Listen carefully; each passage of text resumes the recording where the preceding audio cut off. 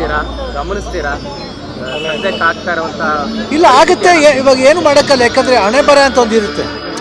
Fate ಅಂತ ಬಂದಾಗ ನಾವೇನು ಫೇಟ್ ಅಂತ ಬಂದಾಗ ಏನು ಮಾಡೋಕ್ಕಾಗಲ್ಲ. ಬಟ್ ಏನಂದರೆ ನಾವೇನಾಗುತ್ತೆ ಇವಾಗ ಏನೇ ಮಾತಾಡಕ್ಕೆ ಹೋದ್ರೂ ನಾವು ಏನು ಮಾಡ್ತೀವಿ ಸರಿನಾ ಅಂತ ನಾವು ಯೋಚನೆ ಮಾಡ್ತೀವಿ. ಅದು ಬಿಟ್ಟರೆ ನಾವು ಏನು ಹೇಳೋಕ್ಕಾಗಲ್ಲ, ಯಾಕಂದರೆ ನೋವಾಗುತ್ತೆ. ಯಾಕಪ್ಪ ಹಿಂಗಾಯ್ತು ಅಂತ ಬೇಸರ ಆಗುತ್ತೆ.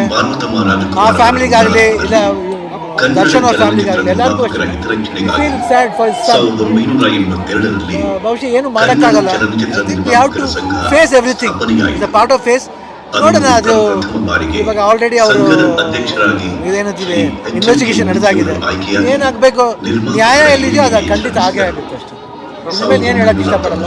I think it only thing is fate.